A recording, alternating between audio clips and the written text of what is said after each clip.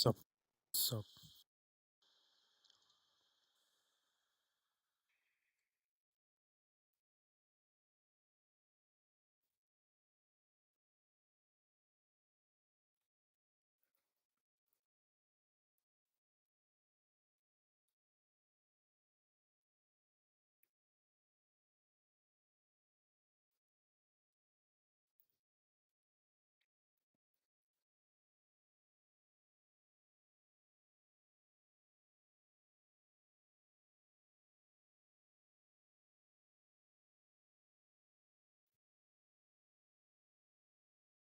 Oh, come on.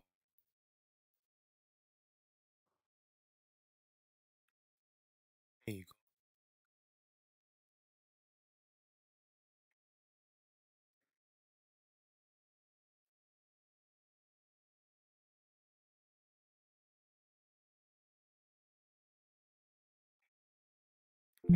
I have to these all first, and then I have to input them again.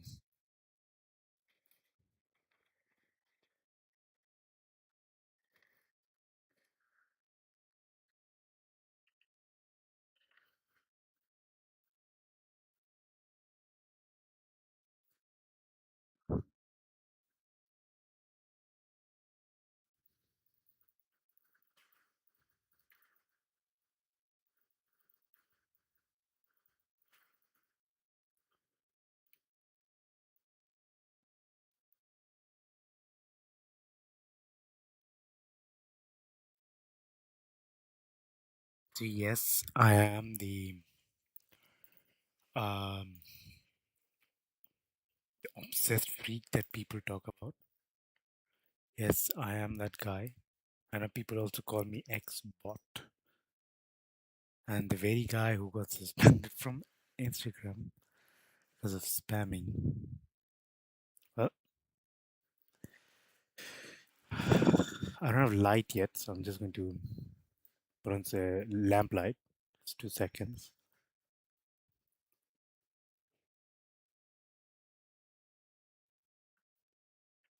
That is the domain there.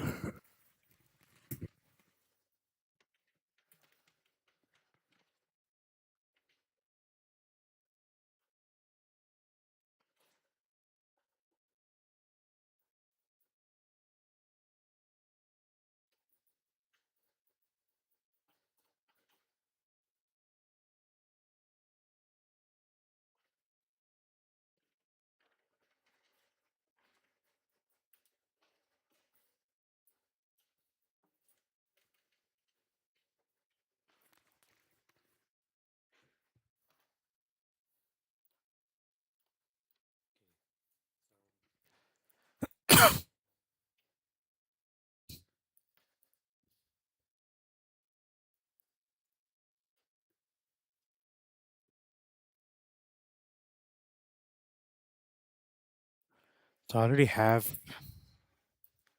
list of what I'm going to work on.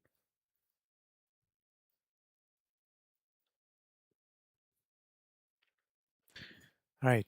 So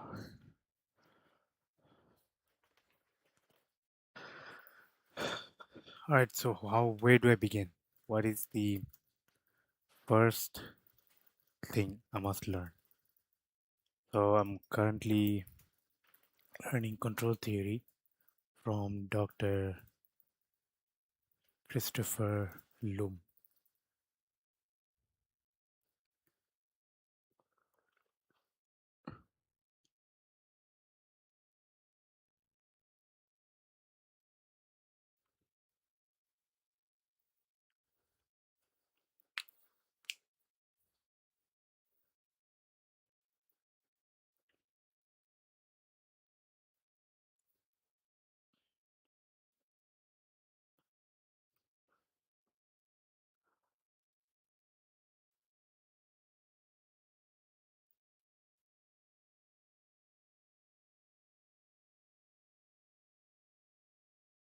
All right. Which one?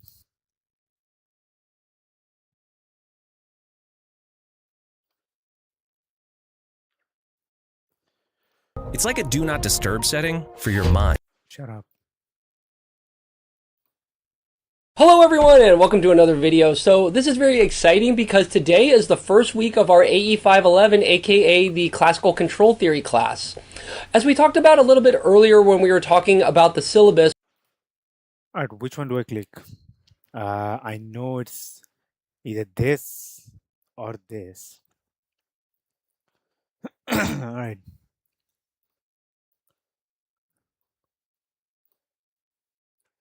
Which one do I click?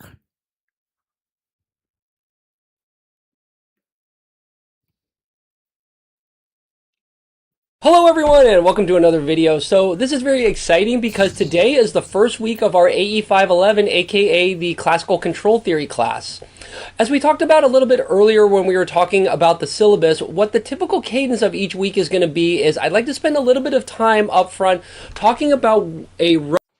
So what will the paper name be again? Let me just give me a paper name that I can... Give me a paper name, if that is alright. A research paper name that I can work on, finalizing my research paper and build a full-fledged software. Yeah.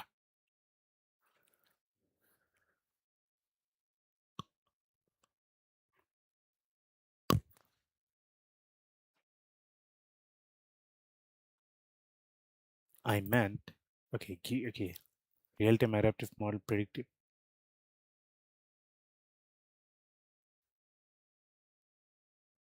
Go on.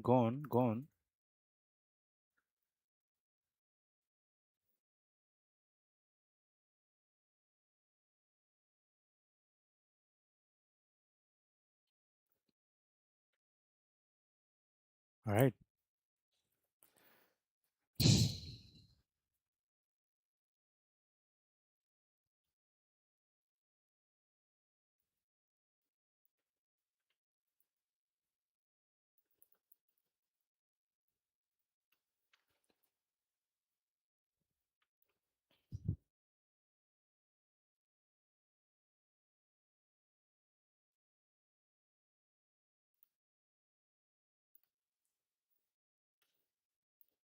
roadmap of where we're going in terms of the technical topics that we're going to be covering, and then I'd also like to spend a little bit of time going over the homework and just for this week so that we all know where we're going and everyone is pushed off in the right direction to get the week started. Now, with that being said, I'm sure everyone realizes that it's always hard to get things initialized and started off. So week one is going to be a little bit different in the sense that I'd like to start by giving a high-level overview of where the entire class is going and what we're going to cover before we start diving into the minutia of week one. So to do that, I'd like to go over some of these notes here where I think we can very clearly, concisely summarize the class into three main topics. So the first topic is we are going to focus a lot on system modeling. Second, the major topic of this class is going to then be simulation or solutions of dynamic systems. And then lastly, the third major one, and aka why this class is called Classical Control Theory, is I like to talk a little bit about system control. So the graphic that I like to go along with these three main topics is this. One question. Based on the screenshot,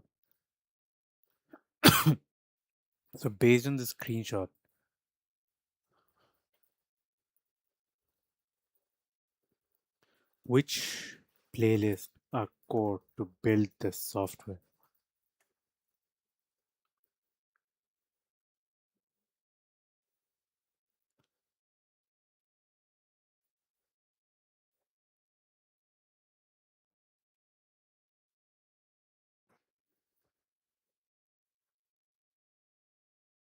I'm not done. So AE511, AE501, and Fourier. So these are what I need for now. This will be phase one. These are what I need for now.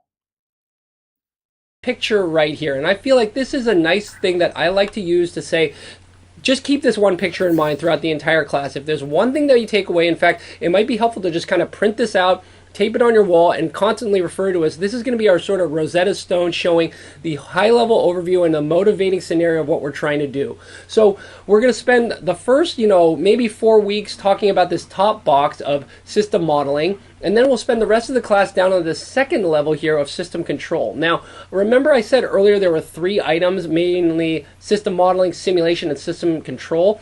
This picture might just show items 1 and 3, but keep in mind that implicit with this picture is item 2, where we are going to want to simulate both the open loop system and the closed loop system as we're going along. So again, this is the high-level picture of what we're going to be spending all of our time on in this class. So maybe let's spend a little bit of time. I'd like to talk a little bit about each one of these 3 topics, one after the other, just so we're all on the same page in terms of what do I mean by these 3 major topics. So the first item, system modeling, really what this is talking about is if you have some kind of a real system, right? We're all engineers. We're trying to analyze and model some type of system. It could be an aircraft. It could be a dynamic process. It could be something else completely, but you've got some system.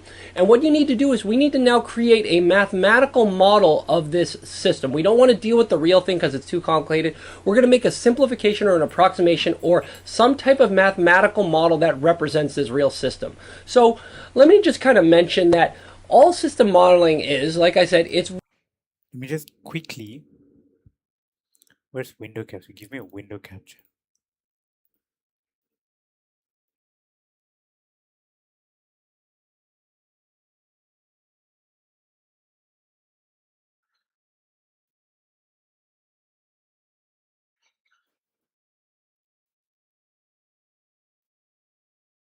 really talking about trying to take a real system and then approximate it in some way.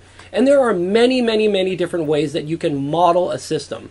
So the type that we're probably going to spend the most time on in this particular class is linear ordinary differential equations. And I know all of you took AE 501 with me, so everyone understands what linear ordinary differential equations are, and this is going to be the system model of choice for this particular class. Now, that being said, I want to keep everyone appraised and make sure that we're all keeping in the back of our head that this is one tool. It's not the only tool. There are many, many different ways to model as a real system.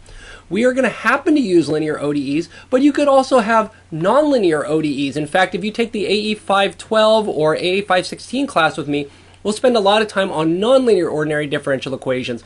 This is another way that you can mathematically model some real system. It's a little more complicated than linear ODEs, and there are some pros and cons that go along with that. So again, remember, linear ODEs that we're going to see in this class typically look like an x dot is equal to ax plus bu, whereas a nonlinear ODE might look something like an x dot is some function of x and u, and it doesn't have to be a linear function. Again, let's keep going, right? There's no need to stick with just ODEs, right? We saw in AE 511, or excuse me, AE 501 that partial differential equations are an even more complicated mathematical model. It has a lot more richness, but it also comes with a lot more complexity. But you can now model different things like fluid flow, heat transfer, vibrating strings, a lot of different types of systems that might be governed by PDEs instead. Just to make sure that we're aware of some of these, you also can have, instead of having a continuous system where everything is a function of time, you could have difference equations. So in the world of digital and discrete systems, a difference equation might be a good way to mathematically model some system which has discrete jumps or only changes state at specific times, right? Another very similar related type of model is sometimes referred to as a discrete event system or a Petri nets. Again, this is something like where you have some finite states and you can transition between these states by different events. So I've got a real simple example of a finite state machine for some kind of maybe like a key fob for your car alarm system. It could be something like this, right? You can model this. And again, keep in mind, this is just another way to model some real system, and it has this interesting behavior. You don't even have to be this formal, right? You don't even have to have formal states and events. You could have something which is a simple rules-based dynamic. So this could almost be like a set of lookup tables or if-then-else statements of how things change. So I've got a real simple example here of like, if I'm trying to model what a dog does, you could do something really simple. Like you could write a couple of if statements where you say, you know, if the dog is hungry, it's going to do something like look for food. If it sees a toy, it's going to do something else, and et cetera, et cetera. So this is sometimes referred to as rule-based or heuristics-based dynamics. That's another way that you can model these. And again, I don't think we need to go through an exhaustive list of every single mathematical model because there are tons. But what I want to point out is that out of all of these different types of models, for AE 511, we're going to focus almost extensively on linear ODEs. We might branch a little bit over here to the nonlinear phase, but for the most part, this is going to be how we are going to tackle this transition, right? We're going to be given some system that we are going to then try to approximate as a linear ordinary differential equation, right? So that's the kind of the first half of the system modeling portion of this picture. Okay, so that now brings us to this other aspect, which is the simulation, right? So once we have a mathematical model of this system, how are we going to solve? I have one question that I wanted to ask badly. If I am always streaming, always doing YouTube live, would my live be at the top? Like, how do you become world famous through live streaming?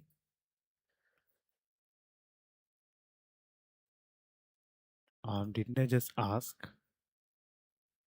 Okay, so it doesn't know that I asked. Test.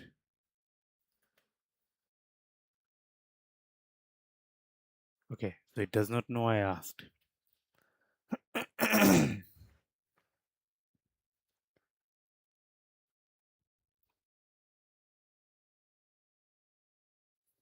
Or use that mathematical model to kind of predict the behavior, right? Because that's the whole reason we have this mathematical.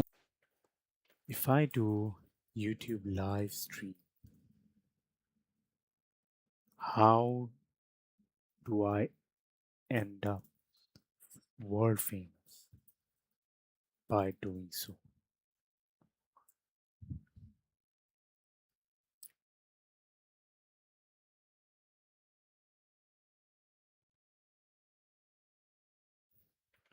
I do engineering.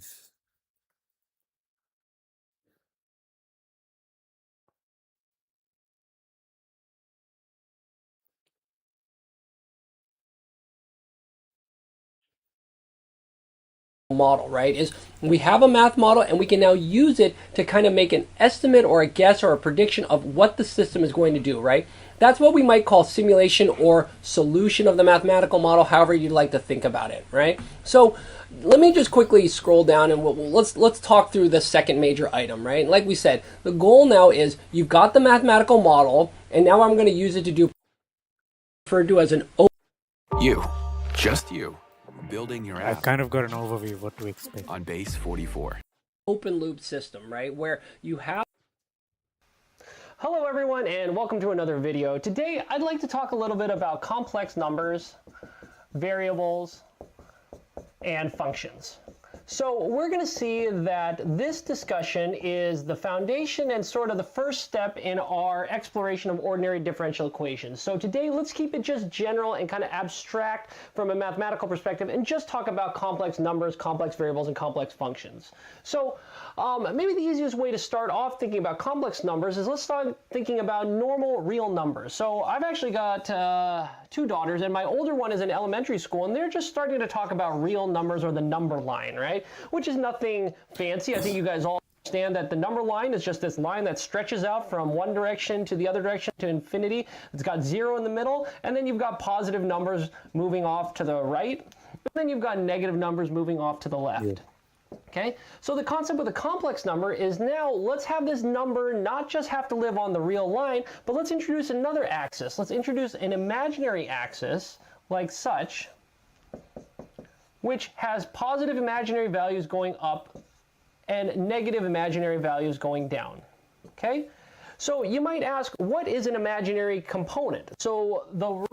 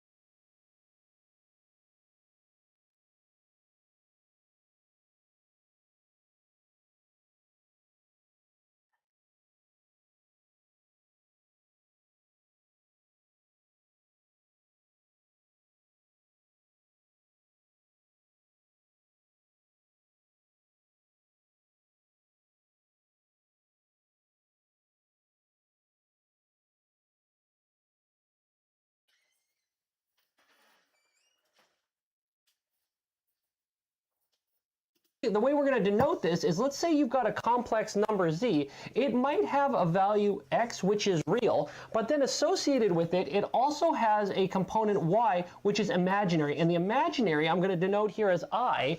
And if you remember, the concept here is I, or sometimes j. People use different notations depending on what mathematical text you write. This is the concept of square root of minus 1. Right? So the way to think about this now is this number z, it doesn't just live on this real line, it lives in this real imaginary plane. So you might have a z sitting out here, which has now real component x and imaginary component y. Right? So you can visualize this z here as either like a point in space, or we're going to see later on that it might also be helpful to think about this as a vector. Maybe we'll draw it like that. Okay? So this is what an imaginary number is. It's just it's a coordinate or a vector in this real imaginary plane. Okay. So I'll tell you what. Let's jump over to MATLAB real quick and look at how can we define imaginary numbers in MATLAB. All right. Question. Do I need MATLAB for this research?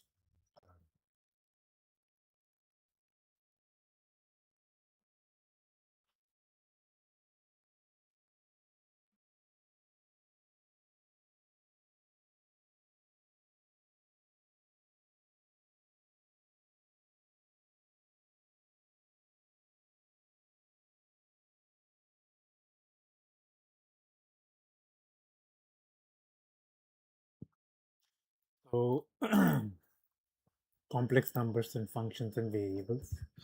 So we see complex numbers and functions and variables. How do we define complex okay. What would you tell a man who can scroll for hours but can't work for 10 minutes and hates himself for it every night? Situations. All right, so if you just come here and you say help, read the find manual. How about let's put. I think I can do that. It's pretty easy on Python, right? Isn't it easy? Let's do that in Python then. Do we have Python? Oh, we don't. Okay, I need to install. Holy shit. Download Visual Studio Code.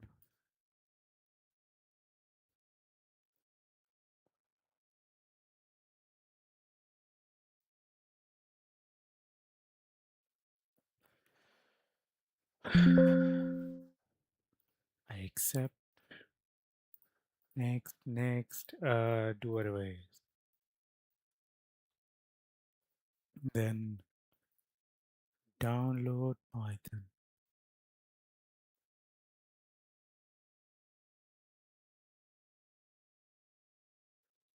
All right. Where is the okay? There you go.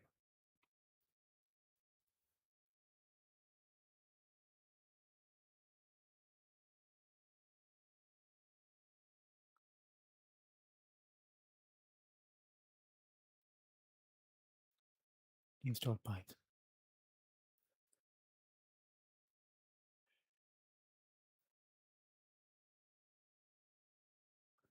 Okay, let's just okay, finish. File, new file.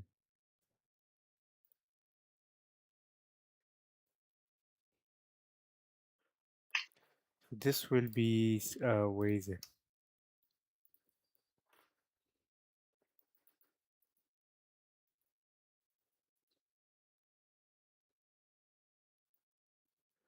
Lecture 1 .py.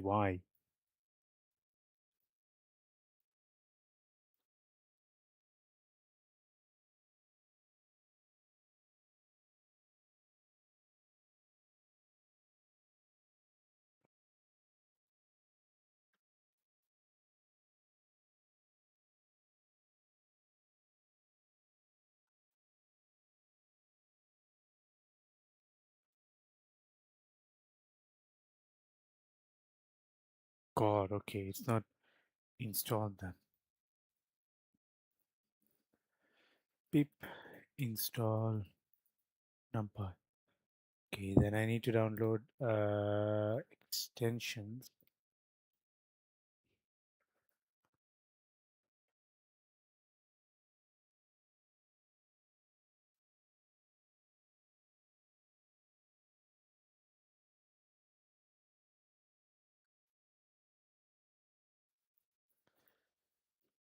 Put it that way. I'll let you guys Google this if you want. But again, just be a little bit careful when you're computing the inverse tangent. Make sure you know what is the order of the inputs to give it, right? So I tell you what, let's jump over to the computer real quick and I'll just verify that this is actually the case in these two situations. All right, so if you just come here and you say help atan2, you'll see that this is the 4-quadrant inverse tangent. And look at this. The manual tells you you better give me y and then x in that order. So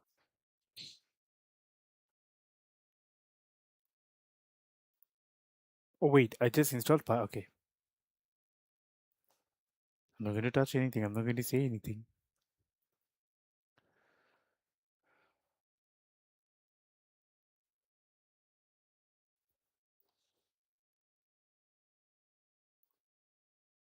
All right. What is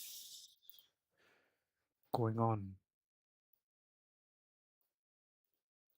All right.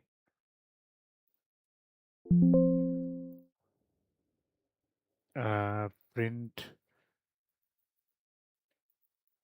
load. Right, we're working. How do I code this guy? So how do I code this?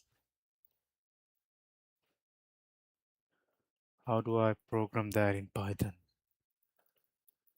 And why do we need complex numbers for based on our research?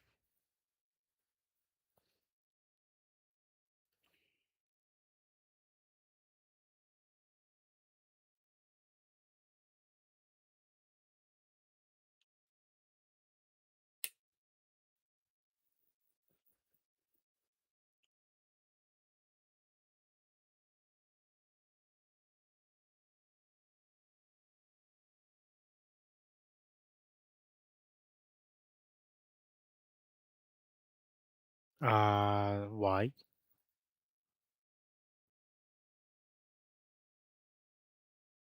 Okay, arctan2 loses information. Arctan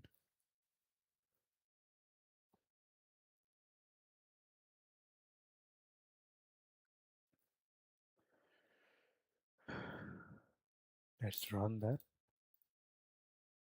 All right, it is working perfectly fine. So here we defined real and imaginary values. Here we defined complex values. In Python, we define complex values as j, complex variable as j, instating a value, a variable value in magnitude / absolute form. Finding the angle theta. again, let's go ahead and make a vector 26.56 is the angle. All right, great. So we now understand how to compute the angle associated with a complex number. And actually, before we leave this discussion, this is a great point to insert a math joke. I love Nope. it down in a different format. So to get to it, let's first go ahead and look at the expressions x and y, right? Like the angle. So long story short, Teach me Euler's theorem. Even though I've done a bit of Euler's theorem, still, what's going on? Can you explain Euler's theorem, like step by step, slowly? and how will that play a role in my research and software startup?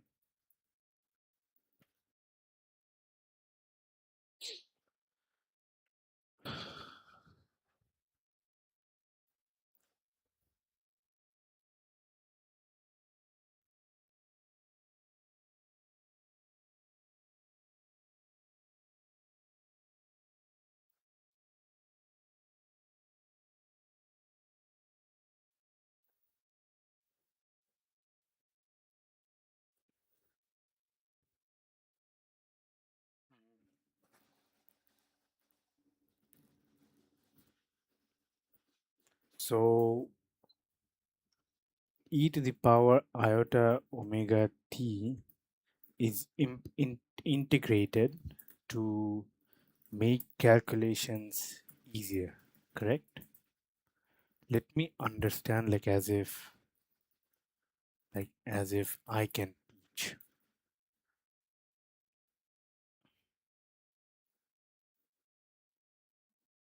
Okay, that's not the main reason. No. Okay.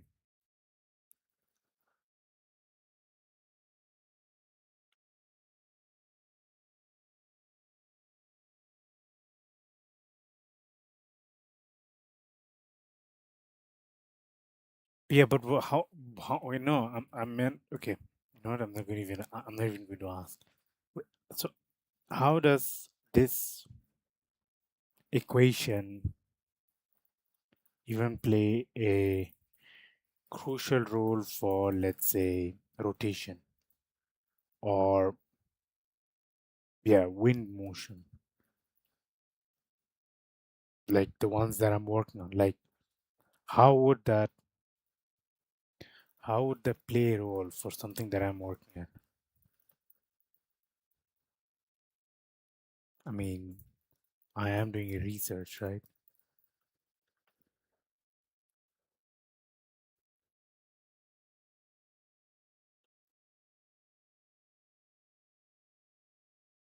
I keep forgetting what was the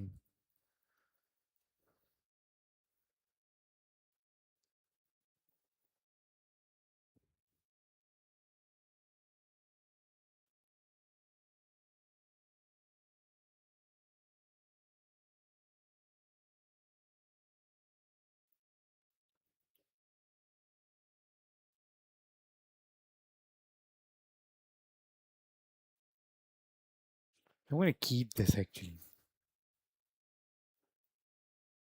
Oh yes, I do have.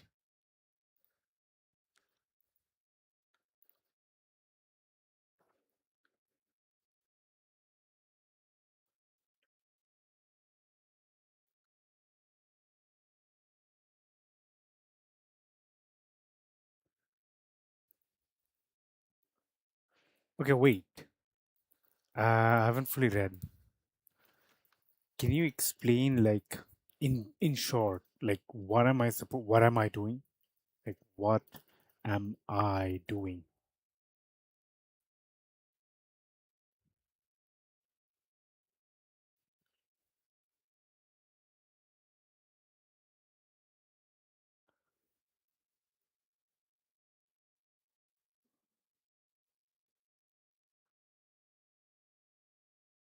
Oh, so we are trying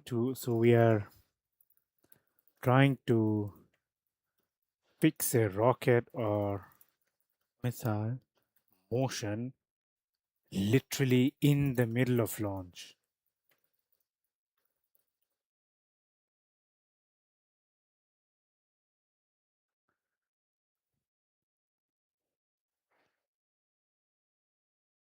Okay.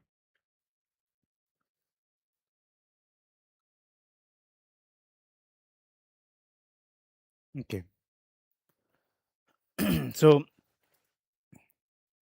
you know what I'm going to do, right? I will be doing, right? I'm going to build that one software where, let's say, for example, the the missile launched, the rocket or missile launched.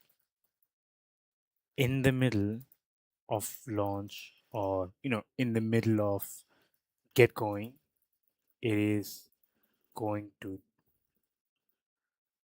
change the trajectory. And Grok is the best person to do that. Has anyone built this software already, or is it still unexistent to this point?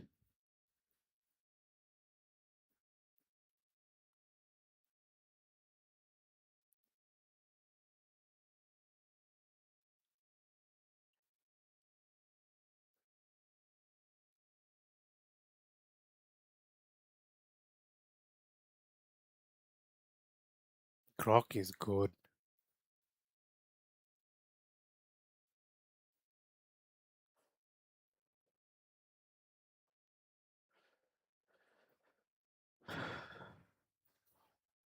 All right. I'm going to build one software where, let's say, for example, the rocket or missile launched in the middle of launch or get going, it is going to change the trajectory while in the air, which makes it easier for GNC engineers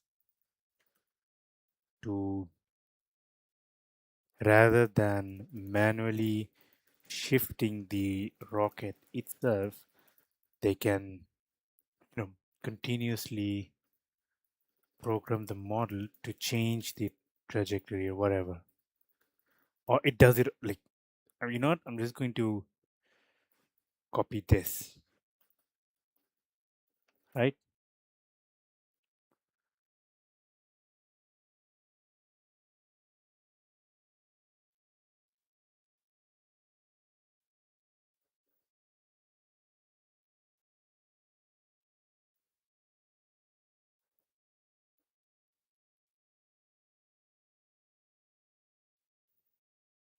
Stop.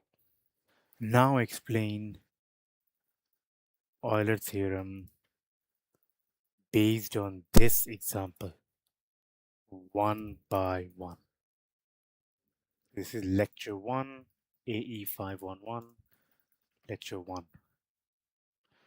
So in your rocket or control system, solutions will look like x of t is equal to e to the power st, where s is sigma plus iota omega. Sigma plus iota omega. E to the power st is e to the power sigma plus iota omega times t. So e to the power sigma t times e to the power iota omega t. Now applying the Euler's theorem, e to the power iota omega t is cosine omega t plus iota sine omega t. So x of t would be e to the power sigma t, and then you multiply with that. Now interpret each part. So if e to the power sigma t, it will control the growth or decay. If the sigma is greater than 0, then it's going to grow unstable, and if it's less than 0, then it's going to be stable. It's going to decay. And the cosine of omega t and sine of omega t is going to represent the oscillation. If s is minus 2 plus iota 5, then I'm going to have e to the power minus 2t cosine 5t plus iota sine 5t.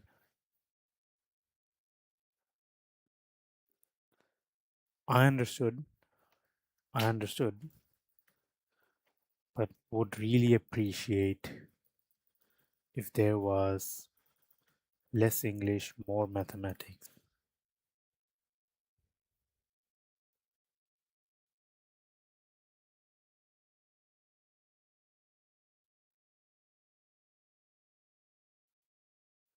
Alright, so typically what we are doing, we first explain Euler's theorem. First, explain Euler's theorem using an example. Like, with thorough explanation, but less English, more mathematics.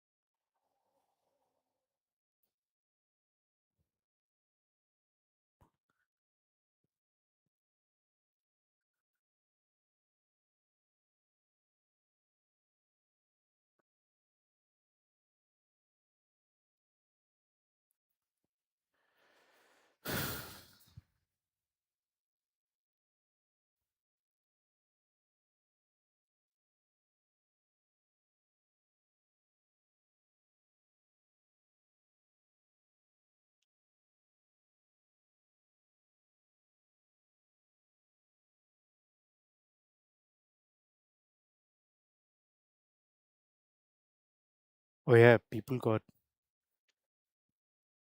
paid today. Shit, that's nice. All right, so series definition. So e to the power x would be, summation of n equals 0 to infinite, x to the power n by n factorial. Cosine of n would be obviously k of being 0 to infinite minus 1 to the power k, x to the power 2k by 2k factorial, and the same for sine, but it's 2k plus 1. X equals iota theta, so e to the power iota theta would be n equals 0 to infinite, iota theta to the power n divided by n factorial. Expand powers of I, so I to the power 0 is 1, I to the power 1 I to the power 2 minus 1, I to the power 3 minus 1, I to the power 4 1, and then you do the same thing. Write the terms, so have that for e to the power iota theta, group real, so the real part is the cosine theta, the imaginary part is the sine theta, so the final result would be e to the power iota theta being cosine theta plus iota sine theta. So Euler theorem.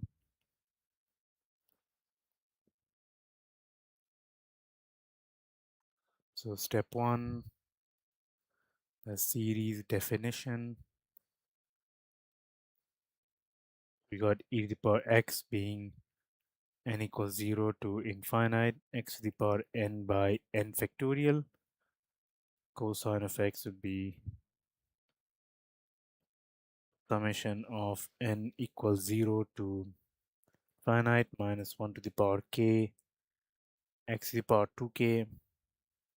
We have minus 1 to the power k, x to the power 2k by 2k factorial, and the same for sine of x be n equals 0 infinite minus 1 to the power k plus 1 minus 1 to the power k x to the power 2k plus 1. So x to the power 2k plus 1 by 2k plus 1 factorial. So core equations. So these are what you call the core equations. These are for series definition core equation. So series definition core equations. And then we're going to substitute. So step 2, substitute x plus iota theta. I'm going to have e to the power x, which is n equals 0 to infinite, x to the power n by n factorial. Then I'm going to have e to the power iota theta being n equals 0 infinite, x to the power, actually, iota theta to the power n by n factorial.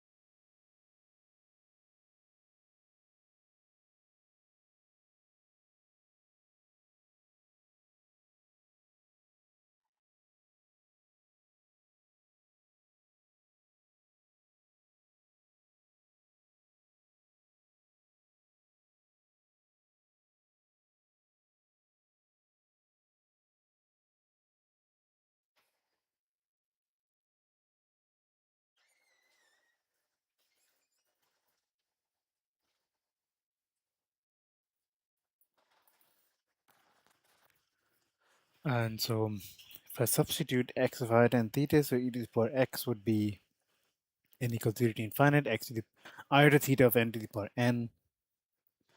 Then you expand the powers of I. So expand powers of I. So I'm going to have I to the power 0, 1, I to the power 1 being I square minus 1, I cube minus 1, I to the power 4 being 1, and then 5 again, it'll be 1.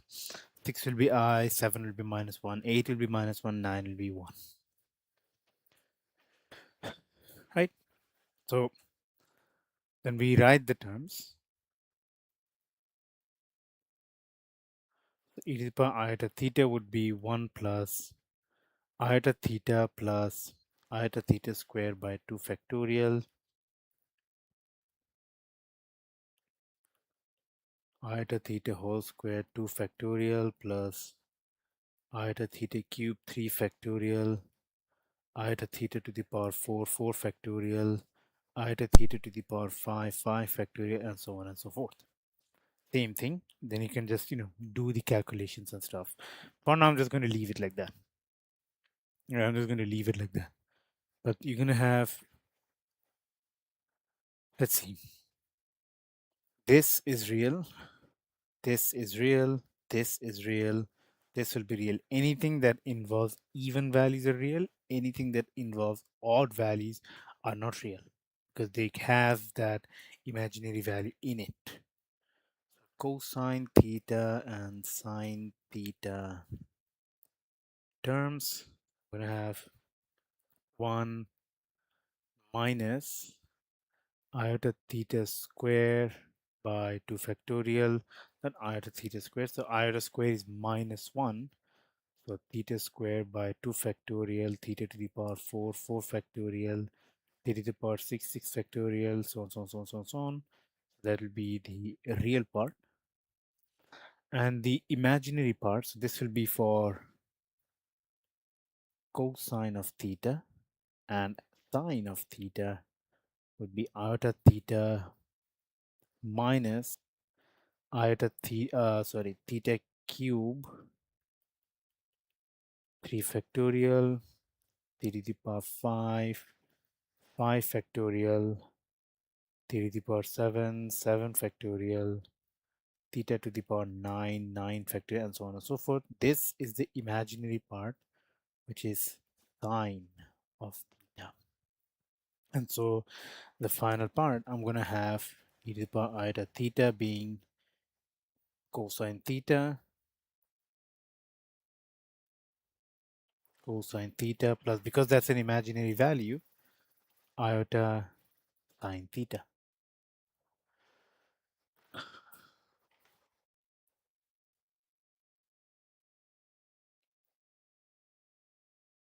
Now, how does this?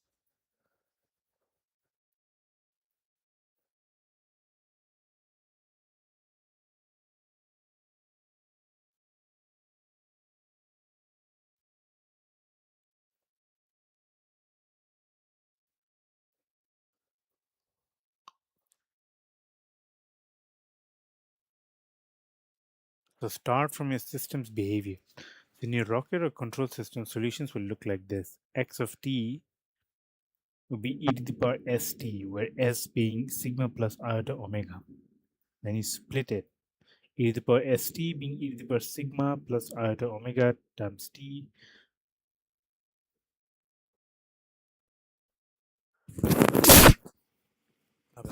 My bad.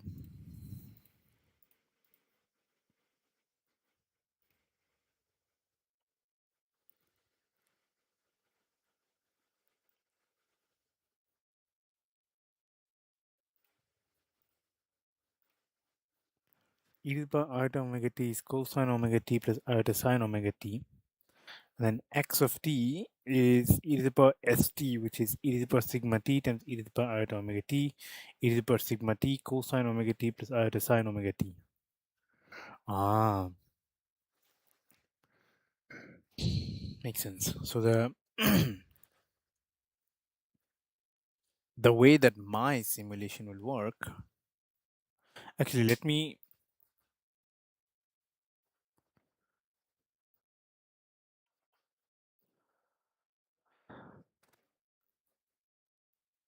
Sure, tell you what, I hate to do this and make this messy, but we're really, really darn close. You, quote unquote, polar or Euler or however format you want to. Now what's going on here?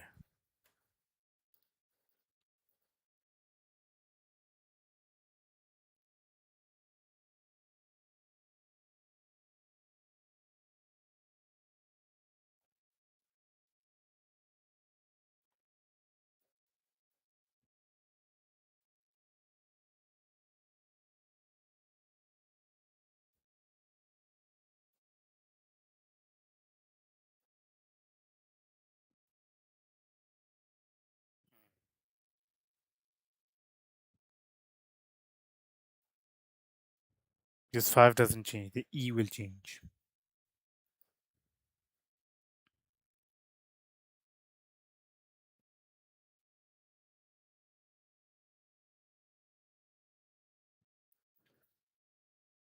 Angle. The magnitude doesn't change. The magnitude doesn't change. So then what happens is that we have the rectangular form. So this is the angular form. It's angular. Rectangular form, Euler theorem, where we have z is equal to x plus yi. That's step 1. And then magnitude be that absolute value of z being square root of x squared plus y squared. Angle would be theta of arg of z. Theta would be tan inverse y by x, or you can have use arctan of 2. So that's the rectangular form. So wait, these are core concepts, right? Core stuff. Z is equal to x plus iota y. This is rectangular form. Rectangular form. Absolute value z is equal to square root of x squared plus y squared. This is the magnitude.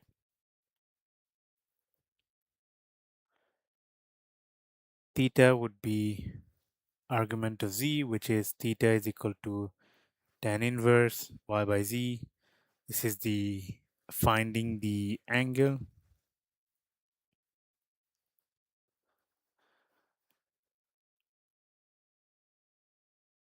Polar form, where z is equal to absolute value of z cosine theta plus iota sine theta. So z can be e to the power iota theta or whatever. So that's the polar form. Euler form with z is equal to z e to the power iota theta. The conjugate of it, I'm going to write for both of them actually. Z is equal to x minus iota I, and z is equal to absolute value z e to the power minus iota theta. Right?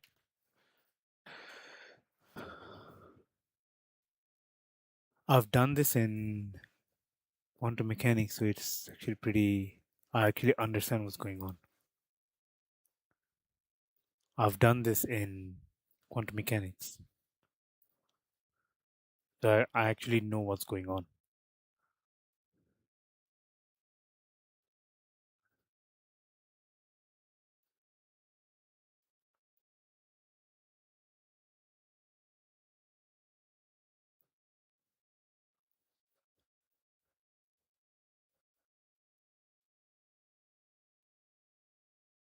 So z is equal to x plus yi with absolute value z e to the power iota theta.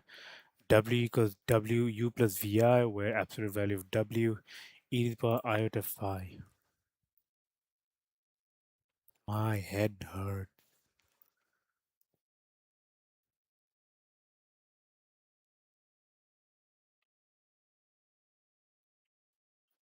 World Cup,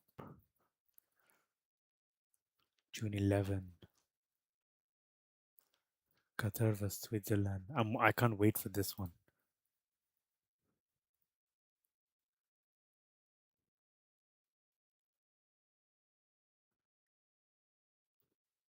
But I don't support Qatar, I support France. Where's France's game? Oh, Belgium versus Egypt, Saudi Arabia, Uruguay, Iran, New Zealand, France. France.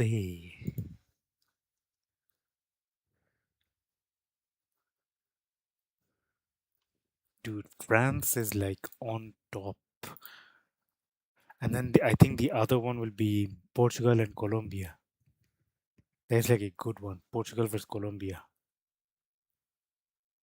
Where is it?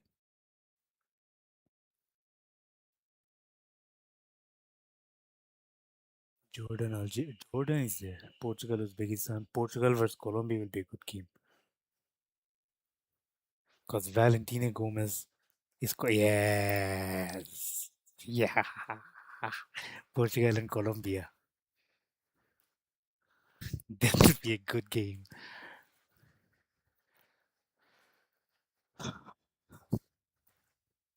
I have to support Portugal, man. I have to support Portugal. I have to support Portugal. I cannot support Colombia, man.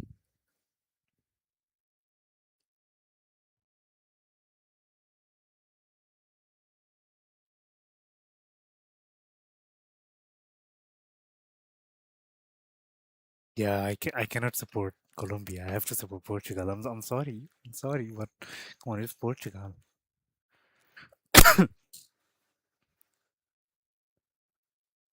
Colombia versus Uzbekistan. They got easy games, bruv. Colombia versus Uzbekistan. Colombia. Who Portugal got? Let's see. Portugal versus DR Congo. Portugal versus Uzbekistan. Oh, okay.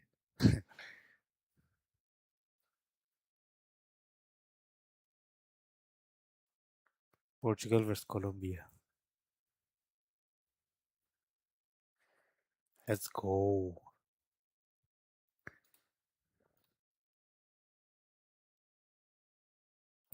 Man, Valentina Gomez is so lucky, man. Shit. Fuck.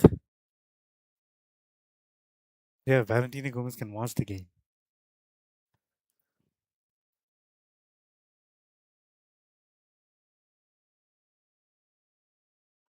Cristiano Ronaldo. I have to be famous before June. All right. So two complex numbers, z is equal to x plus yi, where absolute value z is equal to e to the power iota theta. W is u plus vi, where w absolute value w e to the power iota phi.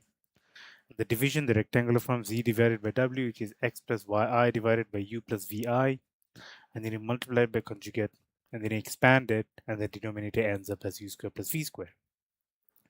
The final form will be z by w, which is xu plus yv divided by u square plus v square plus yu minus xv divided by u square plus v square I. Holy shit.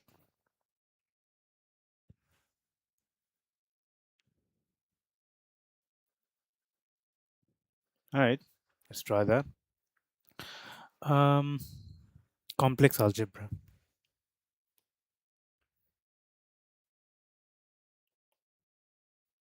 The complex algebra. I'm gonna beg Valentina Gomez, can you please take a picture with Ronaldo? Like, please take a picture with Cristiano Ronaldo. I'm gonna beg her. Like, I'm gonna pay her that please, please, please, please, please get a picture with Cristiano Ronaldo. Like, I don't care. Get a picture with Ronaldo. If she does, I hope she does that. I really hope she does that.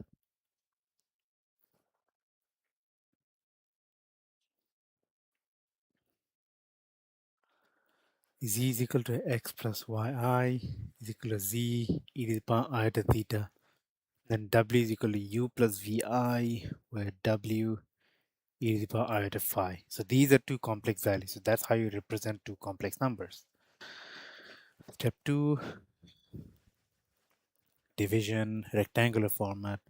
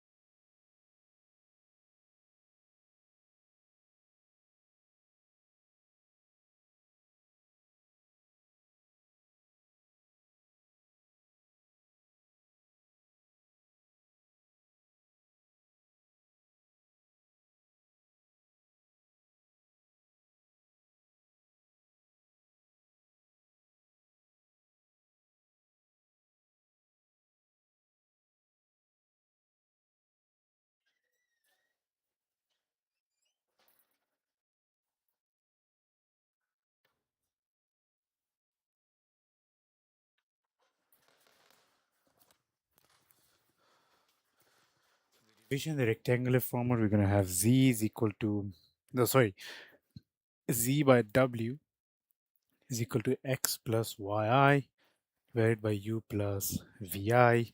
And if you do the, multiply by the conjugate of it, yi, x minus y, oh, sorry, x plus yi, u minus vi, u plus vi, u minus vi is pretty simple. You can expand it, find the final form and whatever, right? Step 4, division in polar form. Okay, I have to wait.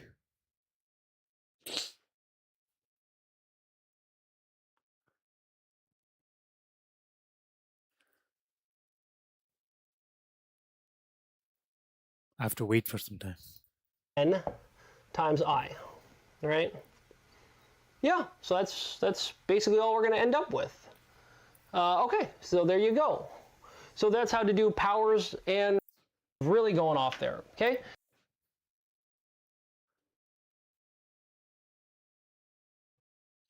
So step 4, oh, come on. Okay, wait.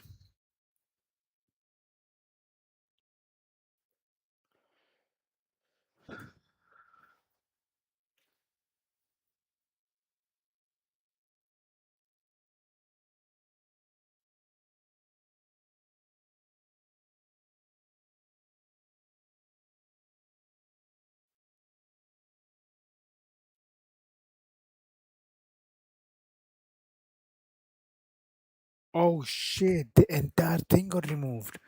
No.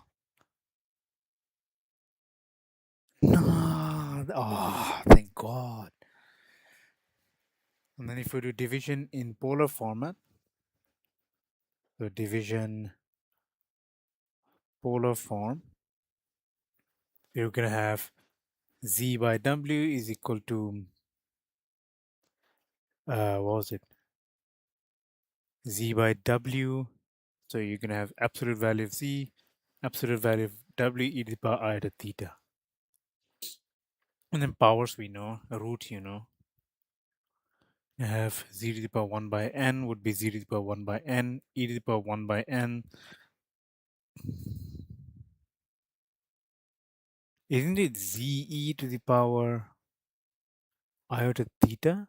What the fuck is that? Iota theta plus 2 pi k. What? Okay, I don't understand step 7. I don't understand step 7.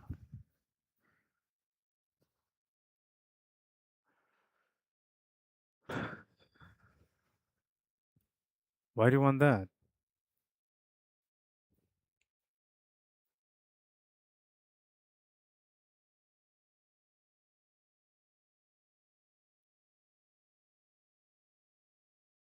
Okay, I'm pretty confused. I don't know what's going on.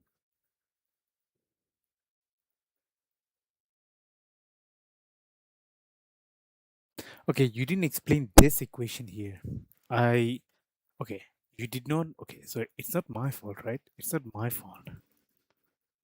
You did not explain. You did not explain what equations exist in w to the power n, right? So it's not my fault.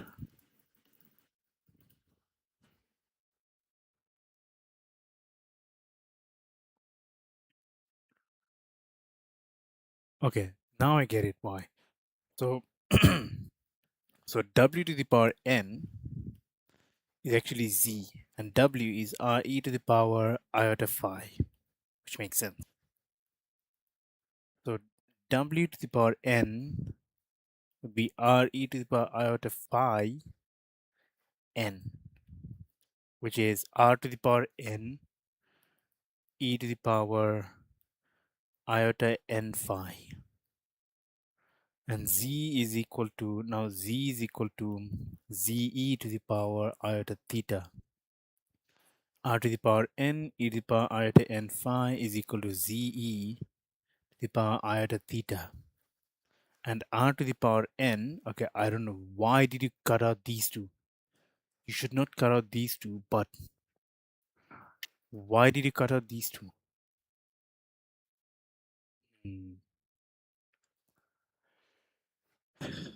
Match magnitude part. Why did you cut out those? Very weird, very weird. You cannot cut them out, right?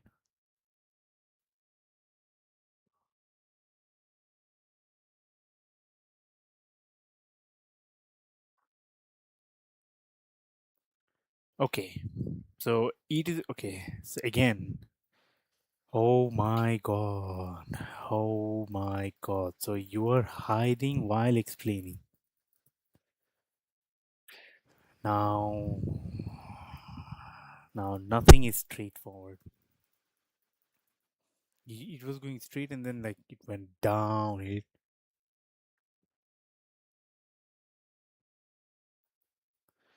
So r to the power n e to the power iota n phi is z e to the power iota theta.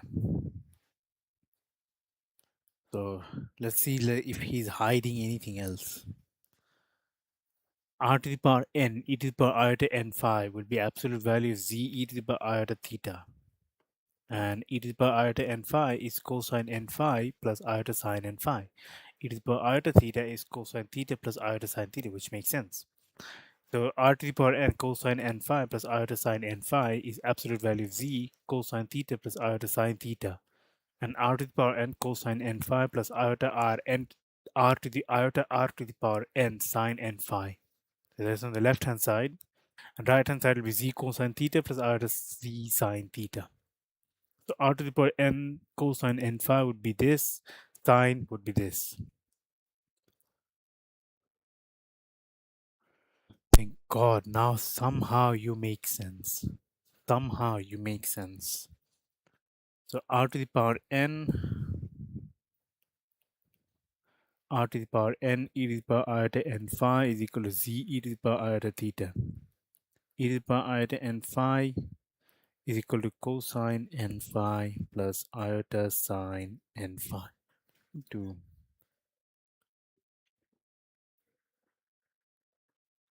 open the window because it's pretty hot.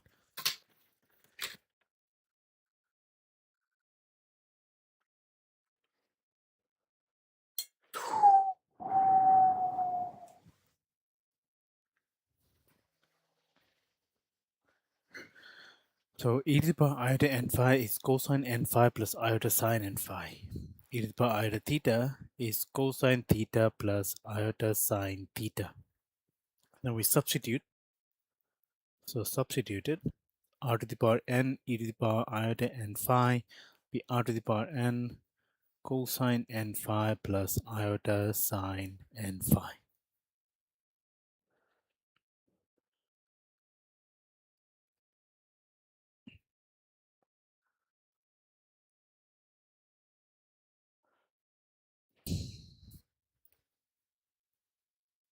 So r to the power n e to the power iota n phi would be r to the power n cosine n phi plus r to the power n iota sine n phi.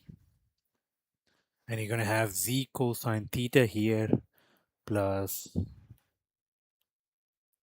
z sine theta.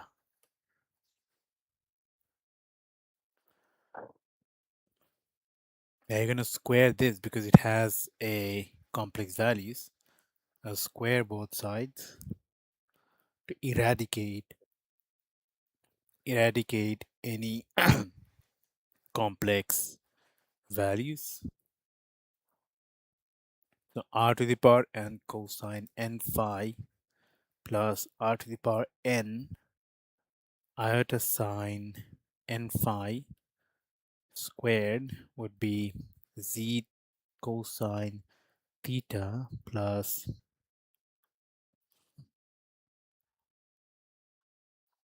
z cosine theta plus iota sine theta squared.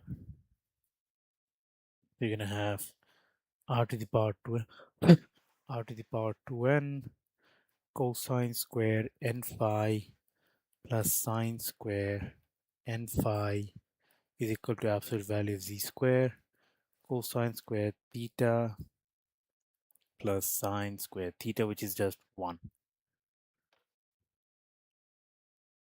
It makes sense now.